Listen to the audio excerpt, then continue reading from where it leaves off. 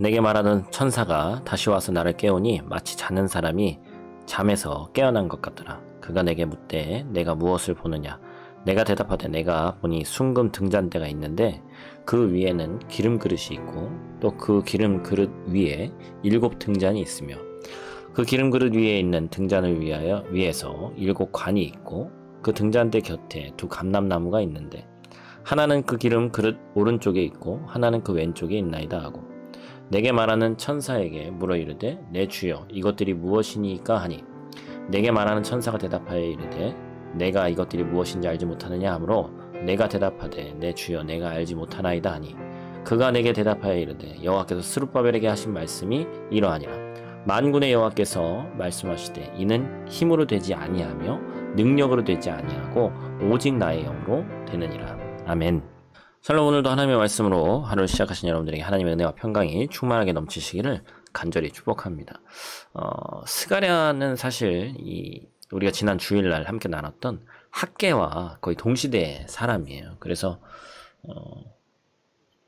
성전을 이제 다시 짓는 그런 과정 가운데 있을 때에 이제 활동했던 사람입니다. 지난 주일에 우리가 함께 나눴다시피 유다 사람들이 성전을 재건할 때 많은 어려움이 있었죠. 기초공사를 마무리 지은 후에 여러 가지 이유로 제가 성전 공사가 중단됐다고 말씀드렸습니다. 주변에 사마리아인들을 비롯한 이방인들의 방해가 있었고 많은 또 어려움들이 있었죠. 그런데 그 성전 공사가 16년 만에 다시 재개가 된 거예요. 참 우리가 중점적으로 봐야 될 부분은 이 중단되었던 일이 다시 시작될 수 있었던 것은 뭐 좋은 환경이 됐기 때문이 아닙니다. 사람들의 마음이 뭔가 좀 리프레시 됐기 때문도 아니에요.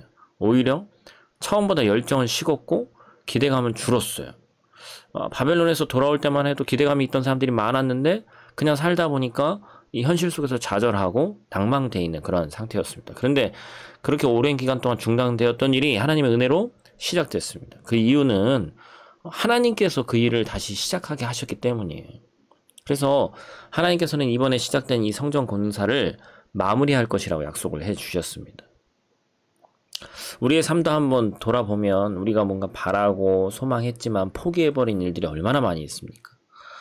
내 뜻대로 되지 않고 뭐 어떤 일이든지 간에 그 문제가 가정의 문제든 뭐 자녀의 문제든 또 뭐 사업의 문제든 여러 가지 식어버린 믿음과 열정에 대한 문제든 주님께 우리가 맡겨야 되는 것이죠.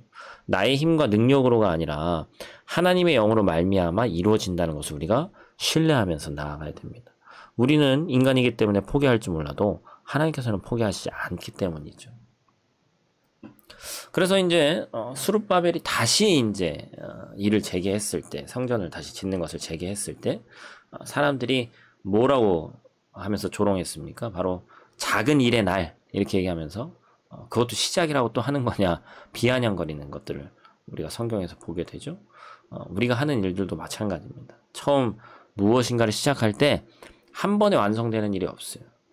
특별히 그 일의 크기가 크면 클수록 그 시작은 미약할 수밖에 없습니다. 그래도 첫 수를 뜨고 꾸준히 하다 보면 무엇이든지 완성되는 날이 오는 것이죠. 우리가 이렇게 매일같이 하는 큐티도 마찬가지입니다. 제가 이제 올리는 것도 이제 1년이 넘었는데 무엇인가를 거의 매일같이 한다는 것은 현실적으로 쉽지가 않아요. 우리가 운동도 마찬가지고 영적인 근육을 키우는 이 큐티도 마찬가지입니다. 큐티라는 것이 꾸준히 하기 쉽지 않죠. 그래서 저도 뭐 거의 평생을 이제 20살 넘은 다음에는 평생을 큐티를 매일같이 해왔습니다만 어떤 것이 습관화 되어지고 나한테 계속적으로 된다는 것이 쉽지 않죠. 그래서 처음에는 거기에서 오는 유익 같은 것을 잘 모릅니다. 운동의 유익을 잘 모르고 왜냐면 몸에 나타나는 효과가 별로 없으니까 큐티의 유익도 모릅니다. 그런데 시간이 흐르면 흐를수록 하나님의 말씀을 사모하는 은혜가 더 커지고 하나님의 말씀을 더 사랑하게 되고 왜냐면 알면 알수록 더 모르는 부분이 더 많거든요. 그리고 더 갈급해지거든요.